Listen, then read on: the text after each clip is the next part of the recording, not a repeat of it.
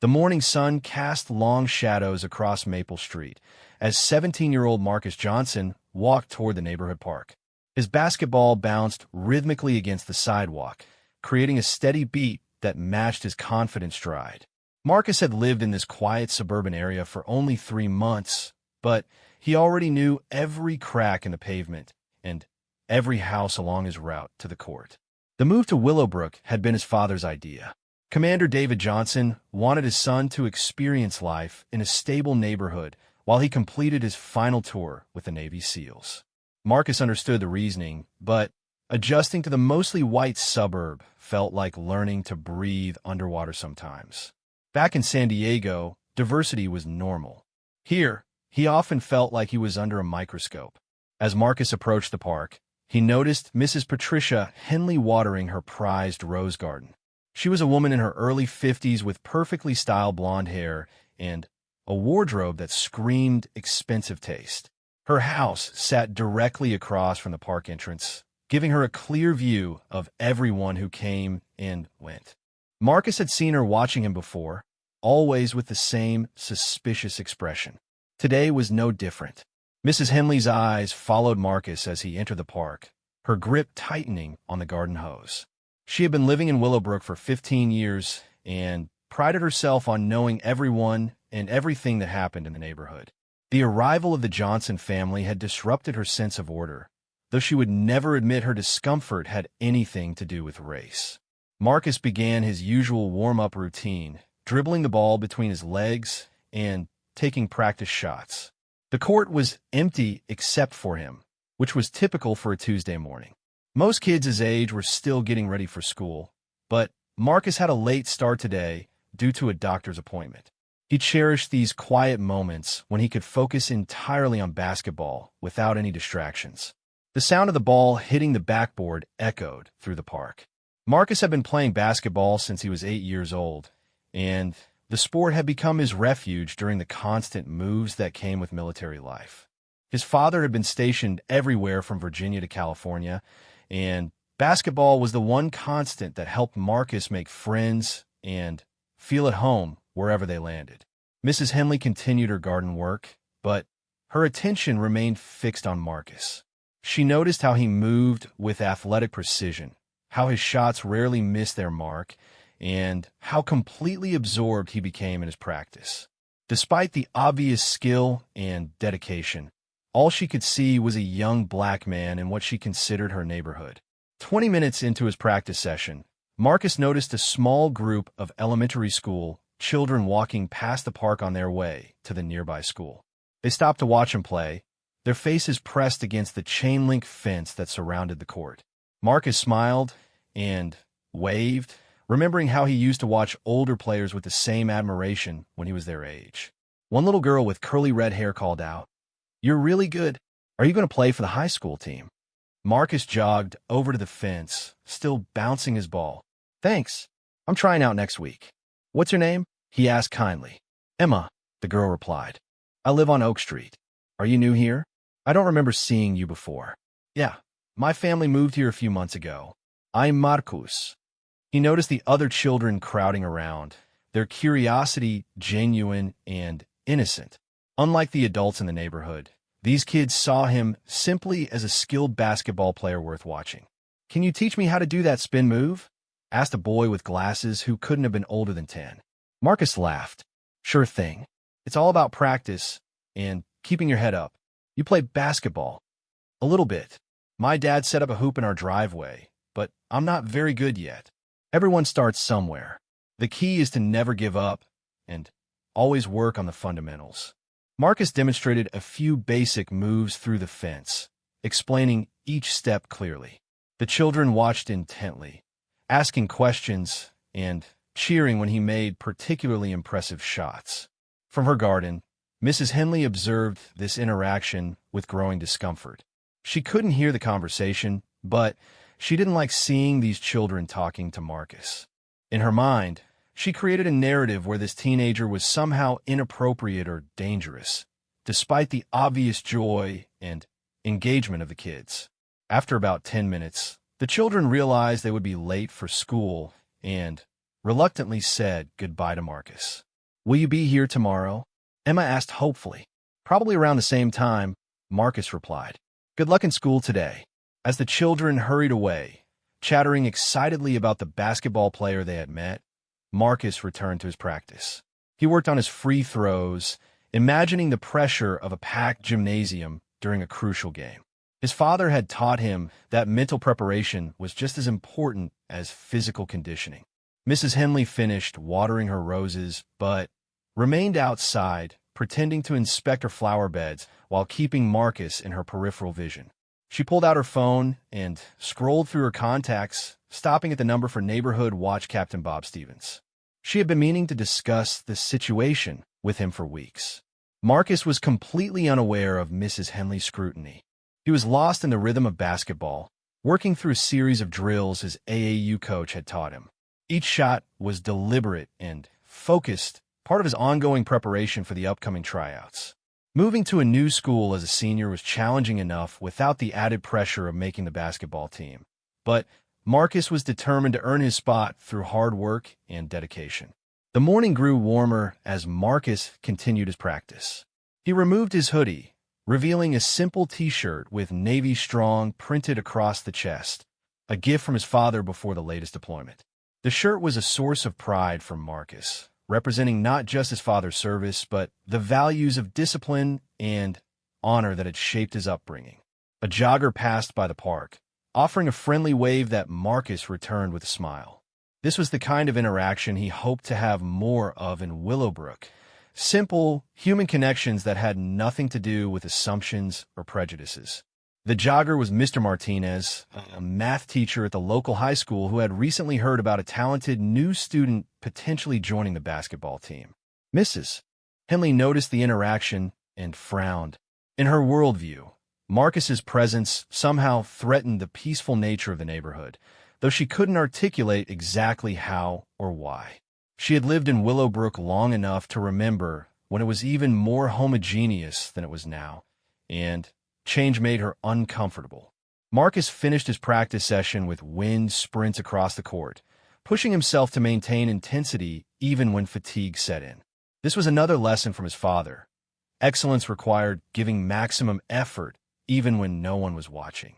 The discipline of military life had influenced every aspect of Marcus's upbringing, from his respectful manner with adults to his commitment to physical fitness.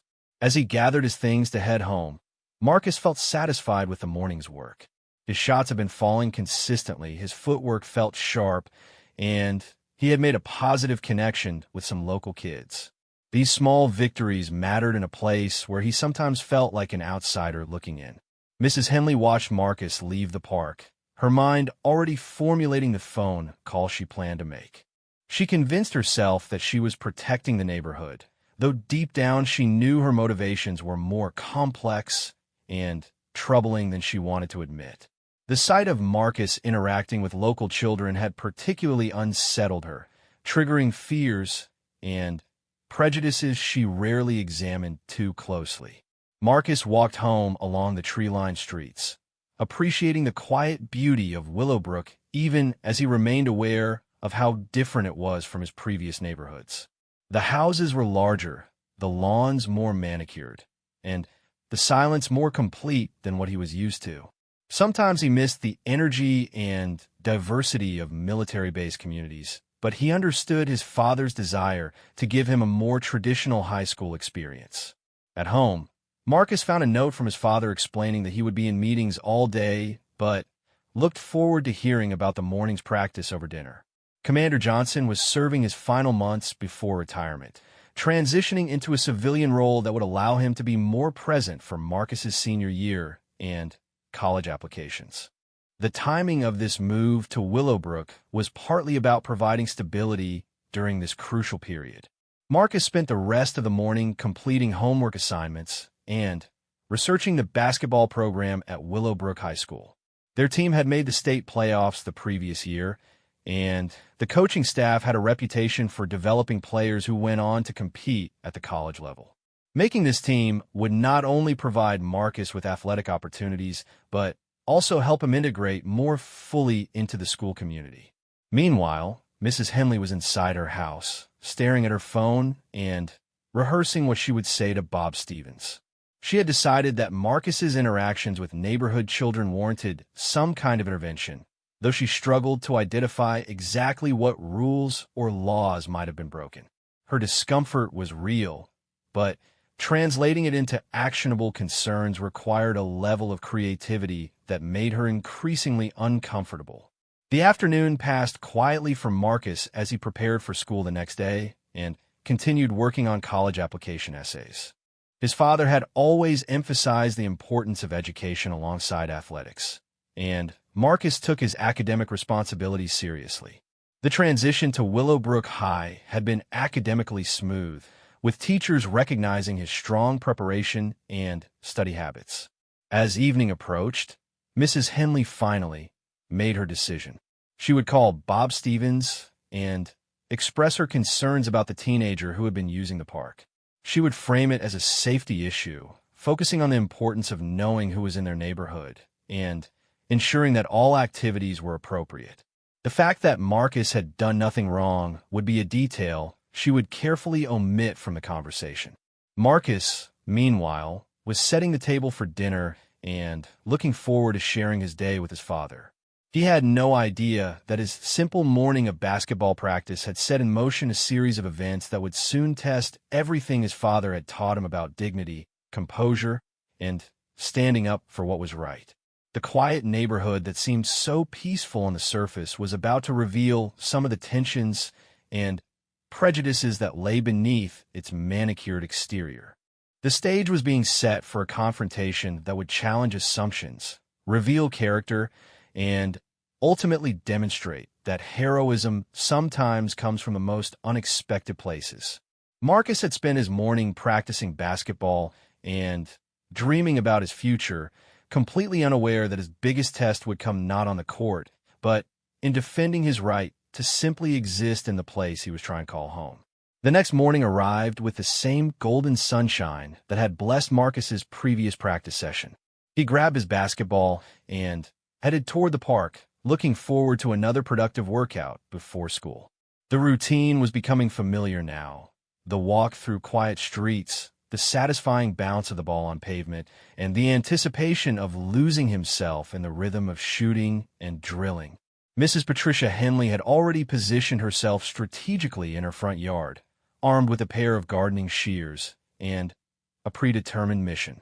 The phone conversation with Bob Stevens the previous evening had reinforced her conviction that something needed to be done about this situation in their neighborhood park. Stevens had listened to her concerns with the kind of patient attention that neighborhood watch captains develop over years of managing residents' various anxieties. During their conversation, Mrs. Henley had carefully crafted her complaints to sound reasonable and community-minded. She expressed concerns about unknown individuals using neighborhood facilities, the importance of ensuring proper supervision of activities near where children played, and the general principle that residents should know who is spending time in their shared spaces. She avoided mentioning race directly, but her undertones were clear enough that Stevens understood the subtext. Stevens had advised her to observe and document any specific problems, suggesting that if she witnessed actual inappropriate behavior, she should not hesitate to contact the police. This advice was meant to be cautionary, a way of encouraging Mrs. Henley to think carefully before escalating minor concerns into official complaints. Unfortunately, she interpreted his words as validation of her suspicions and authorization to take action. Marcus began his warm-up completely unaware of the scrutiny he was under. He started with basic dribbling drills, working the ball smoothly between his hands while moving around the court. His movements were precise and controlled, the result of years of dedicated practice and excellent coaching. The sound of leather hitting asphalt created a steady rhythm that helped him focus and prepare mentally for the day ahead. Mrs. Henley watched from behind her rose bushes, her phone held ready in her hand. She had convinced herself that she was protecting the neighborhood, though the logic of what exactly she was protecting it from remained unclear even to her. Marcus was obviously skilled at basketball, clearly took care of the court by cleaning up after himself, and had been nothing but polite in his brief interactions with local residents. None of these facts, however, penetrated the wall of prejudice she had constructed. About 20 minutes into his practice, Marcus noticed the same group of elementary school children approaching the park. Emma, the red-headed girl from the previous day, was among them, along with several of her friends who had heard about the talented basketball player who practiced at their neighborhood court. Their faces lit up when they saw Marcus, and they hurried over to the fence with the kind of innocent excitement that only children can display. "Marcus, you're here again," Emma called out, pressing her face against the chain-link fence. "I told my mom about you, and she said you must practice a lot to be so good." Marcus jogged over with a warm smile. "Hey there, Emma." And, "Hello to everyone else. Are you all heading to school?" "Yeah, but we wanted to see if you were here first," said the boy with glasses whom Marcus had met yesterday. "I tried that spin move you showed us in my driveway, but I kept losing the ball." "That's totally normal," Marcus encouraged. "It took me months to get that move right. The secret is starting really slow and focusing on protecting the ball with your body. Want me to show you again?" For the next few minutes, Marcus demonstrated basic basketball fundamentals through the fence, breaking down complex movements into simple steps that young children could understand. His natural teaching ability shone through as he patiently answered questions and cheered for small improvements. The children were captivated not just by his skill, but by his genuine interest in helping them learn. From her hidden position, Mrs. Henley watched this interaction with mounting alarm. In her distorted perspective, she saw a teenager she didn't know having unsupervised contact with neighborhood children. The fact that the interaction was taking place in full public view on a busy street, with multiple children present and clearly enjoying themselves, somehow failed to register as evidence of innocence. Instead, her mind focused on creating a narrative that would justify the intervention she had already decided to make. "I have to get going to school soon," Emma said reluctantly, "but can I ask you something?" "Of course," Marcus replied, continuing to bounce his ball while they talked. "Are you going to try out for our high school team? My older brother goes there, and he says they're really good." "I am. Tryouts are next Monday. I'm pretty nervous about it, actually. It's always tough being the new guy." "You'll make it for sure," said another child confidently. "You're way better than anyone I've ever seen play here." Marcus felt a warmth spread through his chest at the innocent confidence these children had in him. "Thanks for believing in me. That means a lot. Now you better get going so you're not late for school." As the children reluctantly said their goodbyes and headed towards school, Mrs. Henley made her decision. She pulled out her phone and dialed 911, her heart racing with a mixture of self-righteousness and anxiety. She had crossed a line from which there would be no easy return, but her prejudices had overwhelmed her common sense. 911, "What's your emergency?" came the calm voice of the dispatcher.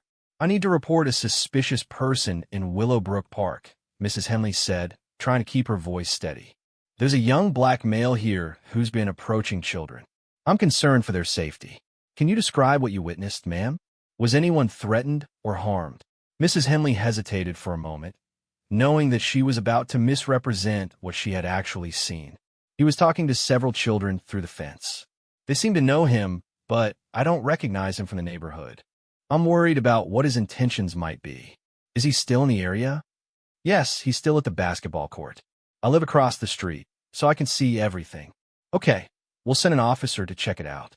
Can you provide an address?" Mrs. Henley gave the dispatcher the information while continuing to watch Marcus, who had returned to his practice, completely unaware that his morning was about to take a dramatic turn. The dispatcher assured her that an officer would arrive shortly and advised her to stay inside and observe from a distance. Marcus worked on his three-point shooting, methodically moving around the arc and focusing on consistent form. This was his favorite part of practice, the meditative quality of repetitive shooting that allowed his mind to wander while his muscle memory took control. He thought about the upcoming tryouts, about his father's advice to always give maximum effort, and about how good it felt to connect with those children who shared his love of basketball. Within 10 minutes, a police cruiser turned onto Maple Street, its presence immediately noticeable in the quiet residential neighborhood. Officer Jennifer Walsh was a 5-year veteran of the Willowbrook Police Department, someone who had responded to countless calls and developed a good sense for distinguishing real problems from neighborhood paranoia. As she approached the park, she could see a teenager shooting baskets by himself, hardly the threatening scenario that the caller had suggested. Officer Walsh parked her cruiser and observed Marcus for a moment before approaching. His body language was relaxed and focused, his movements fluid and athletic. There was nothing in his demeanor that suggested aggression, inappropriate behavior, or any kind of threat. She had seen enough genuinely dangerous situations to recognize that whatever was happening here didn't qualify as one of them. Marcus noticed the police car and felt his stomach drop. Growing up as a black teenager, he had received the talk from his father about interactions with law enforcement. How to keep his hands visible, how to speak respectfully, how to avoid any movements that might be misinterpreted as threatening. He had hoped he would never need to use this knowledge, but apparently that hope had been naive. Officer Walsh approached with a professional but non-threatening manner. "Good morning. I'm Officer Walsh with Willowbrook PD. I received a call about someone being concerned about activity in this park. Can I get your name?" "Marcus Johnson, officer," he replied, setting his basketball down and keeping his hands clearly visible. "Is there a problem?" "I'm not sure yet. Someone reported that you were talking to children here. Can you tell me about that?" Marcus felt a flash of anger, but forced himself to remain calm, remembering his father's advice about maintaining dignity even in unfair situations. "Yes, ma'am. Some kids from a neighborhood stopped by on their way to school. They wanted to watch me practice and asked about basketball. We talked through the fence for maybe 5 minutes." Officer Walsh could see the frustration in Marcus's eyes, but she was impressed by his composure and respectful manner. "Do you live in this neighborhood?" "Yes, ma'am. My family moved here about 3 months ago. We live on Cedar Street, about 4 blocks from here. My father is Commander David Johnson with the Navy SEALs." The mention of military service caught Officer Walsh's attention. She had tremendous respect for military families, having grown up as an Army brat herself. "Your father's in the SEALs? That's impressive. What brings your family to Willowbrook?" "He's finishing his career and wanted me to have a stable place for my senior year. I'm trying out for the basketball team at Willowbrook High next week." Officer Walsh was beginning to understand the situation more clearly. This was obviously a respectful, well-raised young man whose only crime was being new to a neighborhood where some residents were uncomfortable with change. "Marcus, I need to ask you this directly. Have you done anything inappropriate with any children in this area?" "Absolutely not, ma'am. I would never do anything to hurt a child. The kids just wanted to talk about basketball, and I enjoy encouraging young players. Everything happened right out in the open where anyone could see." "I believe you," Officer Walsh said, her tone softening slightly. "But I do need to investigate complaints when they come in. Do you have any identification with you?" Marcus pulled out his wallet and handed over his driver's license, which clearly showed his address on Cedar Street. Officer Walsh examined it carefully, noting that everything appeared to be in order. The license photo matched the polite young man standing in front of her, and his address confirmed his story about living in the neighborhood. "Thank you, Marcus. Everything looks good here. I need to go speak with the person who made the complaint, but I don't see any issues with what you're doing. You have every right to use this public park." As Officer Walsh walked back toward her cruiser to radio in her findings, Marcus felt a mixture of relief and humiliation. He understood now that someone had called the police on him simply for existing in this space, and the realization stung deeply. All his father's stories about serving his country with honor, all the values of respect and dignity that had been drilled into him since childhood, couldn't protect him from the reality of being viewed as a threat simply because of his skin color. Officer Walsh knocked on Mrs. Henley's door, prepared to have a conversation about the difference between actual suspicious behavior and personal discomfort with diversity. When Mrs. Henley answered, she appeared surprised to see the officer so quickly. "Did you arrest him?" Mrs. Henley asked immediately. "Ma'am, I need to talk to you about your complaint. The young man you reported is Marcus Johnson. He lives in this neighborhood, and he was simply practicing basketball. There was nothing inappropriate about his interaction with the children. Mrs. Henley's face flushed. But I don't know him, and he was talking to children without any supervision. Ma'am, children walking to school, stopping to watch someone play basketball, is not illegal or inappropriate. Mr. Johnson has every right to use that public park. Making false reports to police is a serious matter. The weight of Officer Walsh's words began to sink in, but Mrs. Henley's pride prevented her from backing down completely. I was just concerned about neighborhood safety. I understand that, but in the future, I'd encourage you to actually witness wrongdoing before calling police. What you described to the dispatcher was misleading at best. As Officer Walsh prepared to leave, she noticed a military vehicle pulling into the driveway across the street. A man in navy dress uniform stepped out, moving with the bearing and confidence of someone accustomed to command. Officer Walsh recognized the ribbons and insignia even from a distance. This was clearly someone of significant rank and experience. Mrs. Henley followed Officer Walsh's gaze and felt a cold dread wash over her as she realized who was approaching. She had no idea that Marcus's father was not only military, but someone whose service record and reputation commanded respect in circles far beyond Willowbrook. The stage was set for a confrontation that would challenge everything she thought she knew about the neighborhood and her place in it. Commander David Johnson had been in important meetings all morning when his phone buzzed with a text message from his son. Dad, police came to the park while I was practicing. Everything is okay, but we need to talk. The message sent ice through David's veins. As a black man who had served his country for over 20 years, rising to the rank of Navy SEAL commander, he understood immediately what had likely happened. His son had become the victim of the same prejudices that David had faced throughout his career, despite his distinguished service record and unblemished reputation. David left his meeting immediately and drove straight home, his mind racing with anger and protective instincts. He had moved his family to Willowbrook specifically to give Marcus a stable, safe environment for his senior year. The irony that his son faced discrimination in this supposedly peaceful suburb, while David was preparing to transition from a career spent defending the freedoms of every American, was not lost on him. As David pulled into his driveway, still wearing his dress uniform from the morning ceremonies, he could see a police cruiser parked on the street and an officer speaking with someone at the house directly across from the park. His trained eyes immediately assessed the situation. His son was still at the basketball court, visibly shaken but safe, while some kind of official investigation was taking place. Officer Walsh noticed the military vehicle and the decorated officer who stepped out. Even from a distance, she could see the Navy SEAL trident on his uniform, along with ribbons that indicated extensive combat experience and commendations. Her respect for military service, combined with her growing understanding of what had really happened this morning, made her eager to speak with Commander Johnson.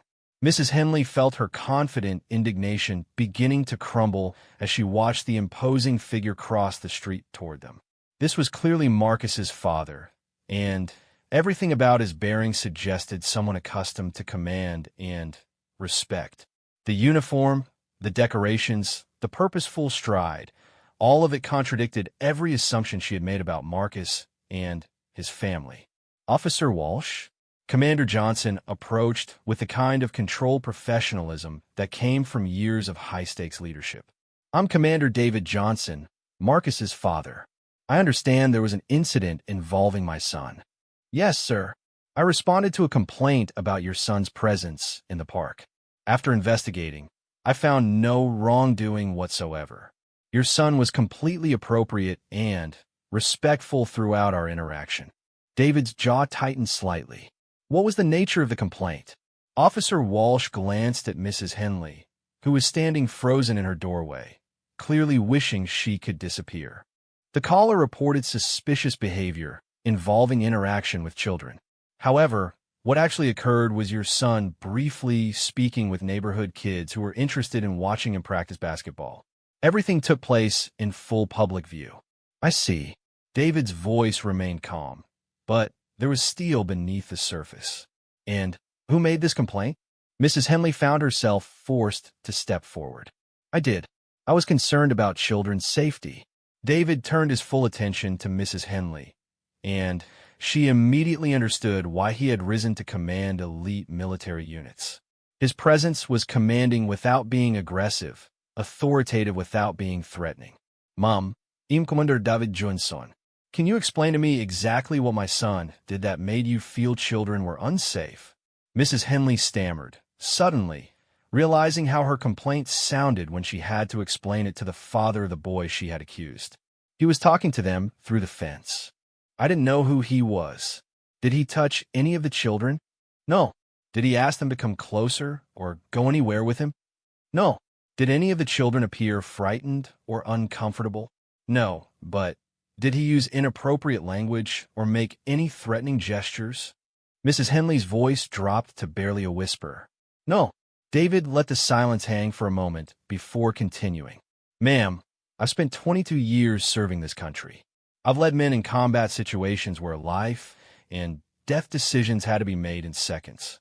I've earned the respect of my peers through dedication, sacrifice, and unwavering commitment to the values this nation stands for. My son has been raised with those same values: respect, integrity, and service to others. Officer Walsh watched this interaction with fascination. She had seen plenty of angry parents over the years, but Commander Johnson's approach was masterful. He was educating rather than attacking, demonstrating strength through restraint rather than aggression. Marcus has moved 6 times during his childhood because of my service, David continued. Each time, he has had to prove himself in a new community, make new friends, and adapt to different environments. He has done so with grace and maturity that would make any parent proud. This morning, he was doing what he does every day, practicing basketball and being kind to children who showed interest in the sport he loves. Mrs. Henley felt tears beginning to form in her eyes as the full weight of her actions became clear.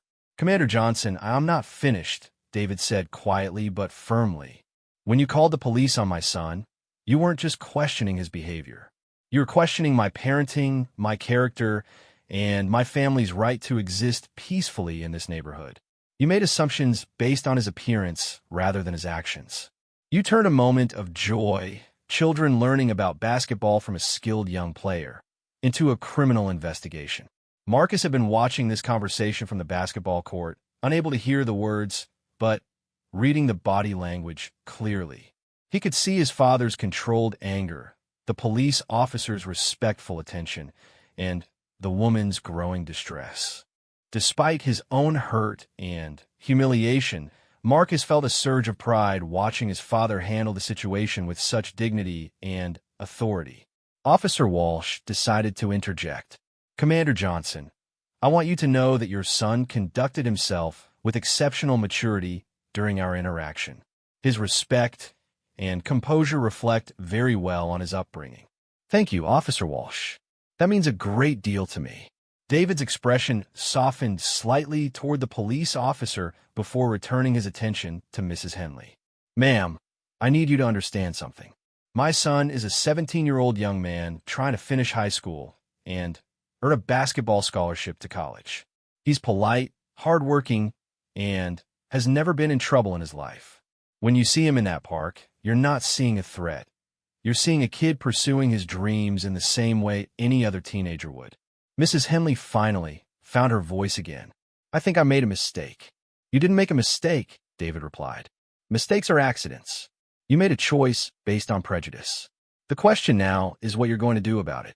The weight of David's words hung in the air. Mrs.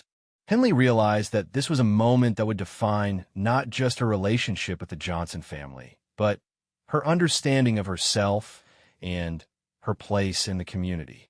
She had always thought of herself as a good person, but good people didn't call the police on innocent teenagers. What would you like me to do? She asked quietly. I'd like you to get to know my son before judging him. I'd like you to examine why you saw a threat where none existed. And I'd like you to consider how you can help make this neighborhood truly welcoming for all families who call it home. Officer Walsh was impressed by Commander Johnson's response. In her experience, most parents in similar situations would be demanding apologies and threatening legal action. Instead, David was using this moment as an opportunity for education and growth. It spoke to his character and leadership abilities. Commander Johnson, is there anything else you need from me regarding this incident? Officer Walsh asked. No, thank you, Officer Walsh. I appreciate your professionalism in handling this situation. I hope my son can continue using the public park for basketball practice without further harassment. Absolutely, sir. And if there are any future problems, please don't hesitate to contact me directly. Officer Walsh handed David her card before turning to Mrs. Henley. Ma'am, I strongly encourage you to think carefully before making similar calls in the future. False reports waste police resources and can have serious consequences. As Officer Walsh prepared to leave, she walked over to Marcus, who was still standing uncertainly by the basketball court. Marcus, you handled yourself very well today. Don't let this discourage you from using this park or pursuing your basketball goals. You belong here just as much as anyone else. Thank you, Officer Walsh. I appreciate that. After the police officer left, David walked over to his son, placing a strong hand on Marcus's shoulder. Are you okay? I think so. It was pretty scary when she first approached me, but she was fair about everything. Dad, I'm sorry this happened. You have nothing to apologize for, son. You did nothing wrong. This is about other people's prejudices, not about your behavior. Mrs. Henley watched this father-son interaction from her doorway, seeing clearly for the first time the loving family relationship she had disrupted with her assumptions. The pride in David's eyes when he looked at Marcus, the respectful way Marcus spoke to his father, the obvious bond between them. All of it contradicted every stereotype she had unconsciously held. Commander Johnson, Mrs. Henley called out hesitantly. David and Marcus both turned toward her. Could I speak with you for a moment? David considered the request before nodding. He and Marcus walked across the street to where Mrs. Henley stood, still visibly shaken by the confrontation. I owe both of you an apology, she began, her voice trembling slightly. I was wrong to call the police, and I was wrong about Marcus. I let fear and prejudice guide my actions, and I'm ashamed of that. Marcus looked at his father, unsure how to respond. David nodded encouragingly. Mrs. Henley, I appreciate you saying that, Marcus replied. I understand that you didn't know me, but I hope you'll give me a chance to show you that I'm just a regular kid who loves basketball. I would like that very much, Mrs. Henley said, tears now flowing freely. I've lived in this neighborhood for 15 years, and I've always believed it was a welcoming place. Today I realize that I haven't been doing my part to make it welcoming for everyone. David studied Mrs. Henley's face, looking for signs of genuine remorse versus mere embarrassment at being caught. What he saw was a woman confronting uncomfortable truths about herself, which gave him hope that real change was possible. Mrs. Henley, we all have biases that we need to examine and overcome. The important thing is being willing to grow and do better. Marcus, and I believe in second chances. Over the following days, Mrs. Henley made a conscious effort to observe Marcus's routine with fresh eyes. She watched him practice with the same dedication every morning, saw how he cleaned up after himself, and treated the park with respect, and witnessed his genuine joy when neighborhood children stopped to watch him play. The threatening figure she had imagined proved to be nothing more than a hard-working teenager with exceptional basketball skills and a kind heart. Word of the incident spread through the neighborhood, but not in the way Mrs. Henley had feared. Instead of creating support for her actions, most residents were appalled that she had called police on a neighbor's child for playing basketball. The Johnson family found themselves receiving visits from apologetic neighbors who wanted to personally welcome them to Willowbrook and distance themselves from Mrs. Henley's behavior. When basketball tryouts arrived the following Monday, Marcus played with the confidence of someone who had already faced his biggest test off the court. His skills spoke for themselves, and he earned not just a spot on the varsity team, but the respect of coaches and teammates who had heard about his grace under pressure during the park incident. Mrs. Henley became one of Marcus's biggest supporters, attending his games and cheering loudly from the stands. She never fully overcame her shame about the incident, but she used that shame as motivation to become a better neighbor and a more conscious member of her community. Her transformation didn't excuse her initial actions, but it demonstrated that people can change when confronted with the consequences of their prejudices. Commander David Johnson retired from the Navy SEALs with full honors, knowing that his greatest victory hadn't come in any combat zone, but in teaching his son to maintain dignity in the face of injustice and showing the community what true leadership looked like. Marcus graduated as valedictorian and earned a full basketball scholarship to college, but he never forgot the lessons learned in Willowbrook Park about courage, character, and the power of standing up for what's right. The park where it all began became a symbol of growth and reconciliation in the neighborhood. Children of all backgrounds played there together, learning basketball fundamentals from Marcus during his visits home from college. Mrs. Henley often watched from her garden, no longer seeing threats in unfamiliar faces, but opportunities to build the kind of community that truly reflected the values of welcome, respect, and unity that she had always claimed to cherish. The incident that began with prejudice and fear had ultimately demonstrated that real heroes don't always wear uniforms or carry weapons. Sometimes they're teenagers with basketballs who respond to injustice with grace, or fathers who choose education over retaliation, or neighbors who find the courage to confront their own biases and change. In Willowbrook, those lessons became part of the community's story, a reminder that the measure of a neighborhood isn't found in the perfection of its residents, but in their willingness to grow, learn, and do better.